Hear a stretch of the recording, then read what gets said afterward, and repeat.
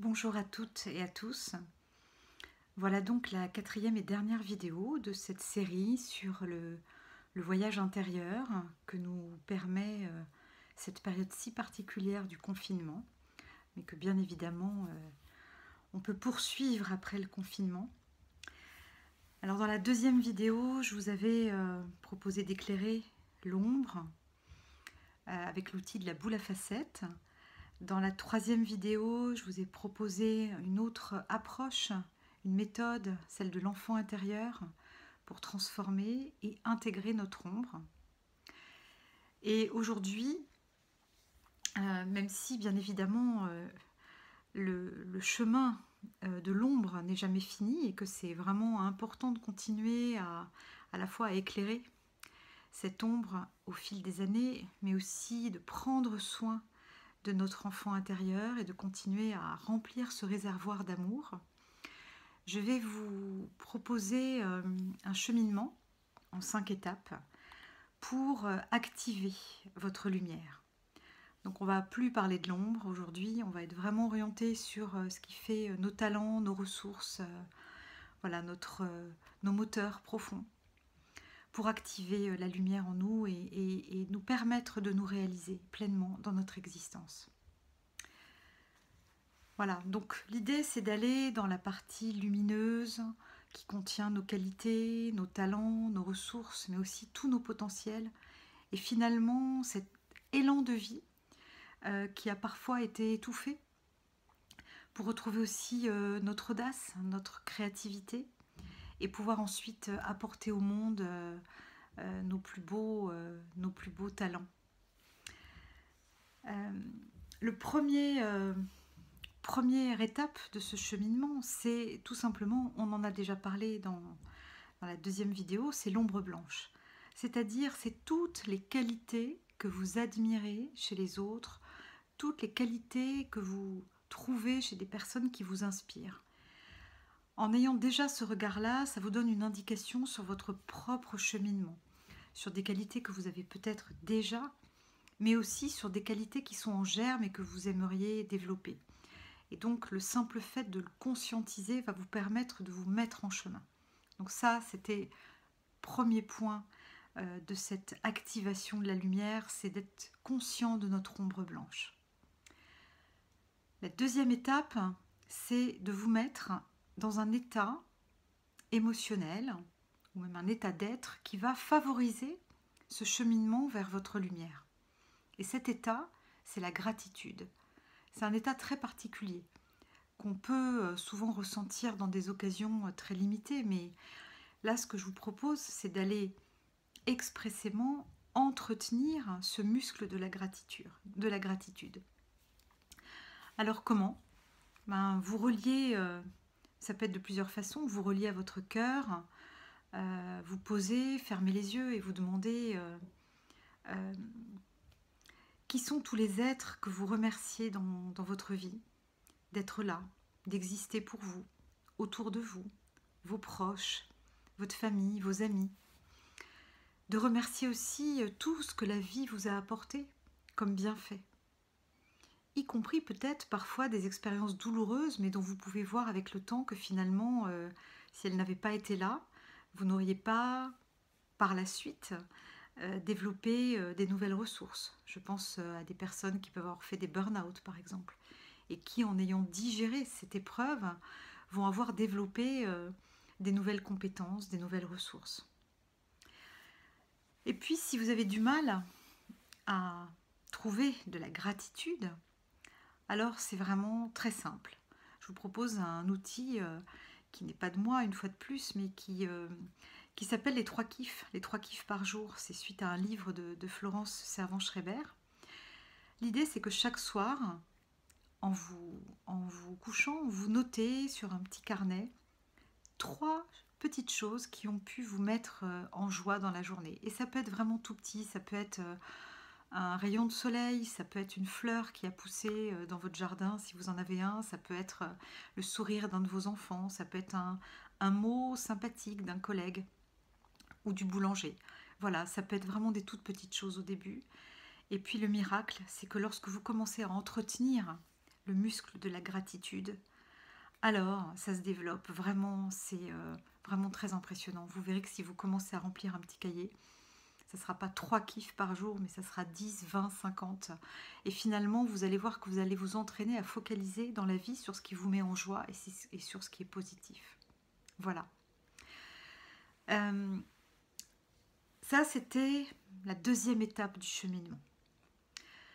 La troisième étape, c'est une étape qui va consister à aller revisiter votre passé sous l'angle du cœur, c'est-à-dire d'aller revisiter ce que vous avez vécu, que ce soit dans votre vie personnelle ou votre vie professionnelle, tout ce qui vous a mis en joie, tout ce qui vous a fait kiffer.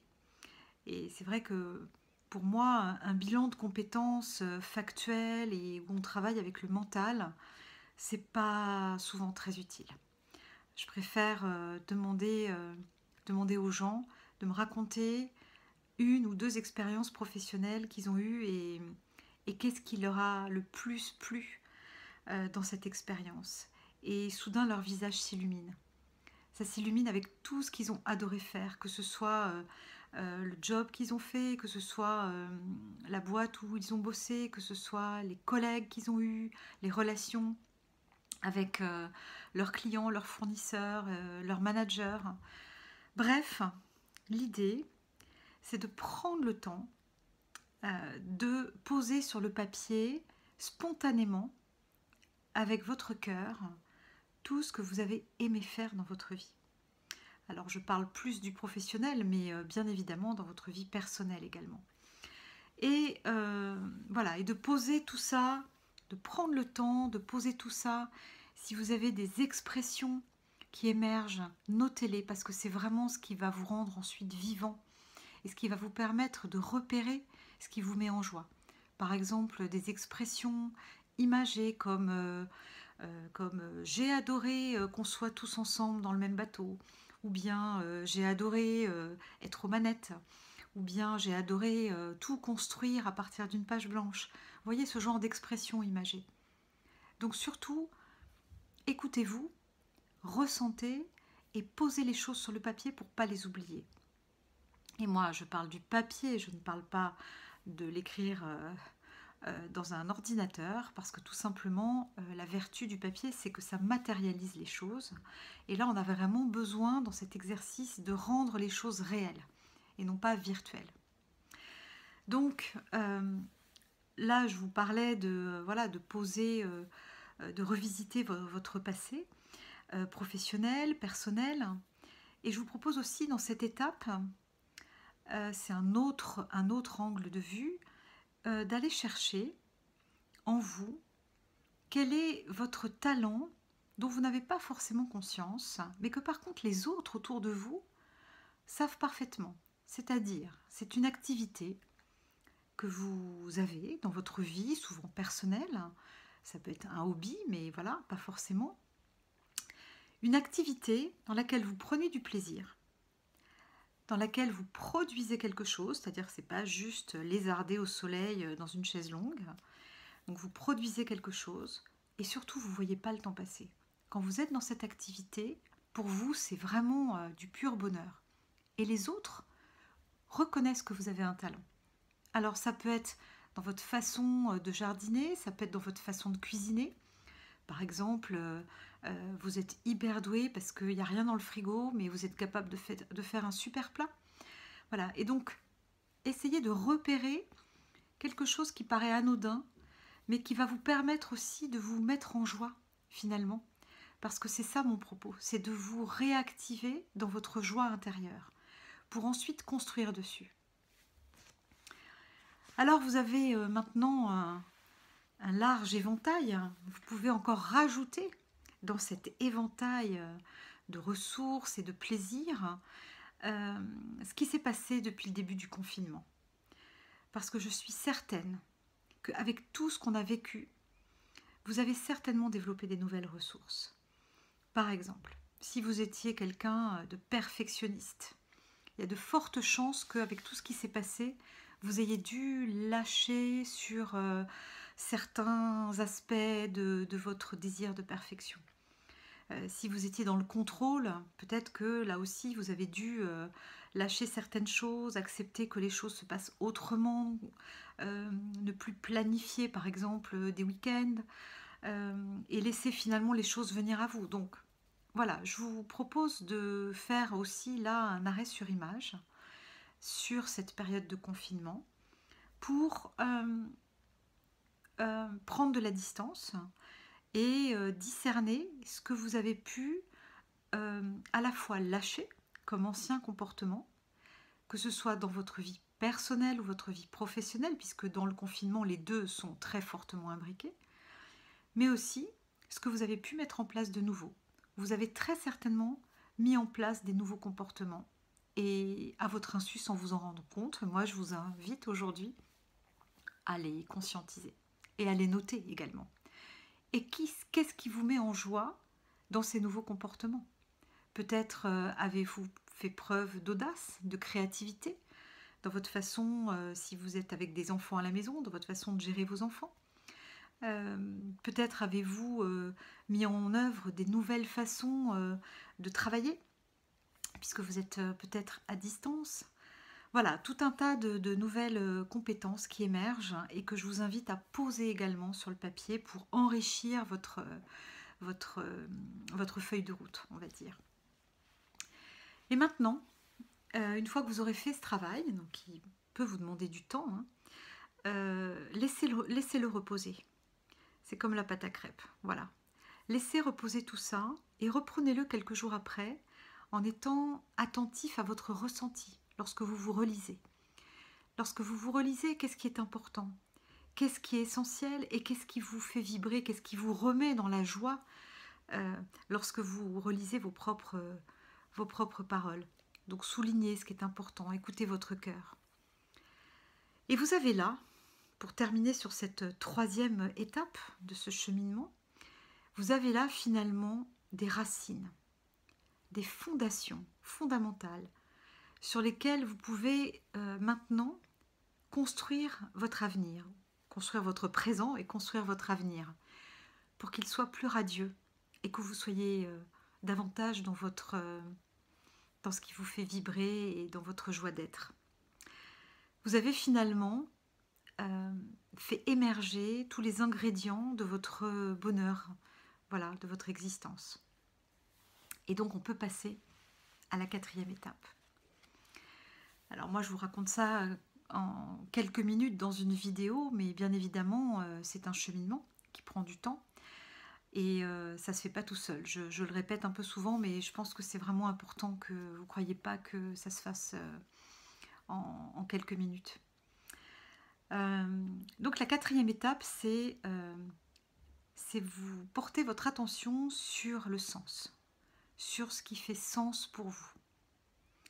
C'est-à-dire sur, déjà, je pense, vos valeurs. C'est important que vous vous posiez pour vraiment vérifier quelles sont vos valeurs et comment vous les incarnez au quotidien. Parce que parfois, on a une image idéalisée de nous qui fait qu'on se croit.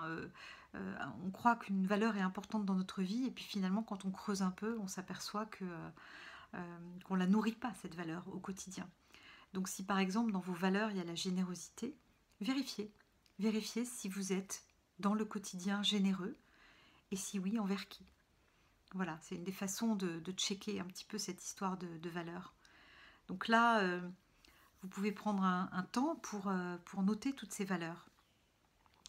Et puis, quand on est dans ce cheminement autour du sens, la question que je vais vous poser, et là aussi, la réponse n'émerge pas forcément tout de suite, mais vous pouvez la laisser infuser, c'est la question de votre quête, de votre quête existentielle. Qu'est-ce qui est important pour vous dans la vie? Qu'est-ce que vous cherchez? Qu'est-ce que vous cherchez au fond? Qu'est-ce que vous cherchez à accomplir sur Terre, dans votre vie? Si au moment de votre mort, vous vous retournez sur votre vie, qu'est-ce que vous aurez envie d'avoir accompli? Pas que pour vous, mais aussi pour les autres. C'est vraiment peut-être la question, la seule question qui mérite qu'on y réfléchisse profondément.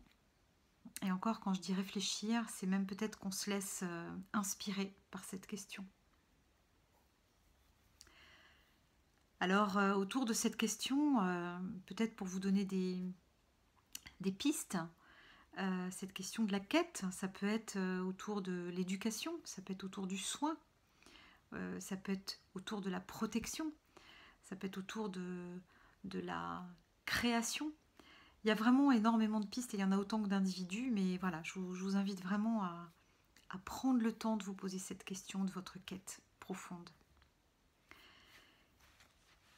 Et de vous demander ensuite, avec tout ce qu'on a, tout ce que vous aurez travaillé dans la 3e étape, qui est l'étape où vous allez avoir revisité tout votre passé, comment vous allez pouvoir mettre au service des autres vos talents, et vos talents uniques finalement. Comment vous allez mettre finalement au service de plus grand que vous, ce que vous êtes. Car vous êtes unique. Vous êtes unique. Et vous allez donc apporter au monde quelque chose d'unique. Et même si vous avez l'impression que d'autres ont l'air de faire comme vous, mais finalement, vous allez vous apercevoir, plus vous allez travailler, que vous n'allez pas le faire de la même façon que les autres. Et si je prends mon exemple aujourd'hui, ce que je raconte, bien sûr qu'il y a d'autres gens qui le racontent, dans des livres, dans des vidéos, depuis la nuit des temps, et sûrement encore pendant des milliers d'années. Mais on va dire que voilà, la façon dont moi je le raconte est unique, et c'est ok. Voilà. Et donc, lorsque je vous pose cette question, et peut-être que vous réécouterez la vidéo une fois que vous aurez fait ce chemin des premières étapes, si vous commencez à identifier ce qui fait de vous un être unique, avec vos talents, vos valeurs, vos expériences, alors si je vous pose la question de comment pourriez-vous contribuer maintenant à rendre le monde meilleur, qu'est-ce que vous aimeriez faire et apporter au monde à partir de qui vous êtes vraiment, peut-être qu'une image va émerger. Et je laisse un peu de silence, peut-être pour vous permettre, même maintenant, de visualiser cette image pour vous. Et dans ce cas, comme d'habitude, vous arrêtez la vidéo pour avoir le temps de poser les choses et de les écrire. Et peut-être que cette image, elle va s'agrandir, s'enrichir dans les jours qui viennent. Peut-être qu'elle va se compléter de tout le travail que vous allez faire. Peut-être qu'elle va évoluer. En tout cas, gardez-la. Gardez-la parce que c'est le début de votre réalisation.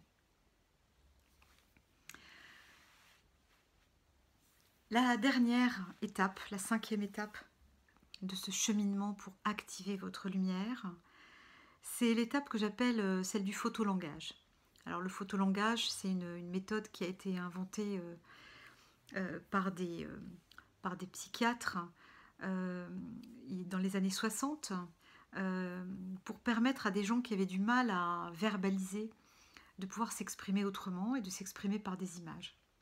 Alors vous n'avez pas de mal à verbaliser, mais justement, souvent, on est beaucoup trop dans le mental, en fait.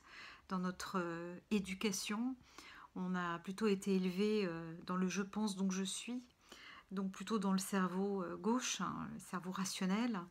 Et l'intérêt du photolangage, c'est qu'il va vous emmener dans votre cerveau droit, dans le cerveau de l'imaginaire, dans le cerveau du ressenti. Et donc je vais vous expliquer en quelques phrases en quoi ça consiste. L'idée, c'est d'aller vous procurer une dizaine de magazines en tout genre. Donc vraiment, vous pouvez à la fois, je ne vais pas faire de la pub, mais acheter des magazines de presse économique, des magazines de décoration intérieure, des magazines de voyage, bref, tout ce qui vous tombe sous la main, pour ensuite poser l'intention. Il vous faut à peu près 2 heures, et vous posez l'intention de vous laisser inspirer par les visuels que vous allez rencontrer en tournant les pages, de vous laisser inspirer pour trouver des visuels qui vont vous aider à décrire votre vie de rêve ou votre job de rêve. C'est comme vous voulez en fonction de ce qui est juste pour vous au moment où vous le faites. Et donc vous allez vous mettre avec ces magazines et puis tourner les pages, déchirer des pages avec des visuels qui vous inspirent. Ça peut être des pubs, ça peut être voilà, ça peut être tout ce que vous allez trouver. Essayez d'éviter les mots, bon, sauf s'il y a vraiment une accroche qui vous inspire. Et donc pendant 1 heure, vous allez découper comme ça des photos. Et puis dans la 2e heure, ben, vous ferez le tri de ce que vous souhaitez garder. Et je vous suggère de coller tout ça sur un immense papier de taille de paperboard. Hein. Vous prenez vraiment de l'espace, ne vous réduisez pas. C'est votre vie, c'est votre avenir, donc waouh quoi. Prenez, faites-vous plaisir. Voilà. Si vous voulez le faire sur le mur entier de votre maison, allez-y. Et donc l'idée, c'est de poser et de coller tous ces visuels qui représentent en fait tout ce que vous avez envie de réaliser dans votre vie de rêve. Bien sûr que tout ça ne va pas se réaliser du jour au lendemain, mais ça va être on va dire un objectif cible vers lequel vous allez tendre, qui va vous donner envie de petit à petit mettre en place telle ou telle brique de ce dispositif. Donc une fois que vous aurez terminé de coller tout ça, regardez-le. Laissez-vous transporter par ce qu'il y a dedans et voilà, et laissez-vous, soyez en joie de voir tout ça, laissez-vous nourrir par tout ça, tous ces visuels qui représentent votre vie de rêve. Ensuite, vous pouvez, si vous le souhaitez, le partager avec quelqu'un, mais alors vraiment choisissez quelqu'un de confiance qui, bien sûr, n'ira pas casser votre rêve, mais au contraire, dont vous savez que c'est quelqu'un qui va vous encourager dans votre rêve. Ça, c'est vraiment très important. Ne parlez pas de ce rêve avec des gens négatifs qui vous casseraient, qui vous casseraient votre rêve. Donc, vous pouvez le partager. Parce qu'en le mettant en mots, vous allez de nouveau retravailler avec votre cerveau gauche. Et donc, vous allez vous apercevoir que vous dites des choses que vous n'avez pas forcément conscientisées au moment où vous avez collé les visuels. Donc, vous pouvez peut-être vous enregistrer. En tout cas, l'idée, c'est de pouvoir enrichir votre photolangage de tous les mots que vous allez mettre dessus pour l'habiller, en quelque sorte. Parce que là encore, vous allez voir émerger des tas de choses que vous n'aviez pas vues et qui vont venir enrichir votre projet de vie, votre vie. Ensuite, l'étape d'après dans ce photolangage, ça va être de le laisser reposer et puis de petit à petit, à différents moments de votre vie, de visualiser comme si c'était déjà là. Et puis de petit à petit voir ce que vous allez pouvoir garder comme ingrédient facile à mettre en œuvre dans un premier temps. Parce que bien sûr, vous n'allez pas pouvoir forcément tout réaliser tout de suite. Donc, regardez ce que vous pouvez mettre en œuvre rapidement. Je suis certaine qu'il y a des choses qui peuvent se faire. Et rien que le fait d'y croire, vous verrez ce qu'on appelle la loi d'attraction. Le fait que vous allez vibrer à quelque chose va faire que la vie va vous envoyer comme par hasard des bonnes surprises. Moi, j'ai vraiment vu ça dans les gens que j'accompagne sur ce type de projet. Il y a des personnes qui, après avoir fait ce photolangage, d'un coup, il y a des routes qui s'ouvrent, des opportunités de job qui leur sont proposées, qui leur arrivent. Voilà, il se passe vraiment plein de choses dont on a l'impression qu'elles sont miraculeuses. Mais en fait, c'est vous. Le miracle, c'est vous. C'est vous qui les avez créées. Voilà. Et je vous rappelle qu'on crée notre réalité. Donc là, vous êtes vraiment créateur de votre vie. En faisant ça, vous reprenez le pouvoir de votre vie. Il y a... je remarque que je suis dans une énergie complètement différente des 3 premières vidéos. Je suis vraiment dans une énergie de joie parce que ça me met en joie de me rappeler toutes les personnes que j'ai accompagnées en faisant des photolangages. la joie dans laquelle ça les a mises. Et donc, une fois de plus, je vous dis, ne me croyez pas, mais expérimentez, vivez-le. Et c'est vraiment magique. Je voudrais juste faire un petit commentaire sur cette histoire de job de rêve ou de vie de rêve. Euh, euh, le seul petit piège, ce serait de tomber dans les vacances de rêve. Donc attention, ne tombez pas dans les vacances de rêve, c'est-à-dire que euh, euh, passer un mois à la mer, en vacances en Grèce, surtout quand on est confiné, ça fait envie, ou bien à la montagne. La question c'est, est-ce que c'est ça qui va vous permettre de vous réaliser? Donc attention, distinguez bien ce qui relève d'un plaisir, on va dire, d'un plaisir de la vie, hein, tout à fait normal, de vacances, de vraiment ce qui vous anime profondément. Donc faites vraiment la différence, et si vous voyez que vous tombez dans un photocollage de vacances de rêve, bah c'est pas grave, laissez-le de côté et puis rebranchez-vous sur quelque chose qui est plus en accord avec qui vous êtes, avec vos moteurs, avec vos valeurs, avec votre quête. Voilà, c'est ça vraiment qui est important dans ce photolangage. Voilà, donc je vous ai décrit là les 5 étapes pour activer votre lumière. C'est très riche, il y a énormément de choses. C'est vraiment, encore une fois, mon propos c'était de vous mettre sur un chemin. C'est un chemin qui peut prendre quelques années, mais c'est possible. Moi je l'ai vécu. J'avais une vie professionnelle très très différente de ce que je fais aujourd'hui, il y a encore 7 ans. Donc c'est possible, c'est vraiment possible. Je pense que c'est important de se faire accompagner. Moi, ça a été mon cas. Je me suis fait accompagner, que ce soit en coaching, en thérapie. Voilà, tout est bon pour se transformer. Peut-être que vous y arriverez tout seul. Voilà, vous y arriverez peut-être tout seul, tant mieux. Le propos, c'est de trouver votre raison d'être sur cette terre, dans cette vie. Et je voudrais résumer pour terminer cette 4e vidéo et pour faire peut-être passer encore un nouveau message. Trouver sa raison d'être ou sa mission de vie, on peut appeler ça aussi comme ça. C'est vraiment 2 piliers et ce sont les 2 versants dont j'ai parlé au début du voyage. Le premier pilier, c'est d'éclairer votre ombre, de penser vos blessures. Et j'insiste vraiment là-dessus parce que on ne peut pas faire l'économie d'aller regarder nos blessures. Donc ça peut faire mal, mais c'est vraiment important parce que tant qu'on n'est pas retourné dedans, on ne peut pas les transformer.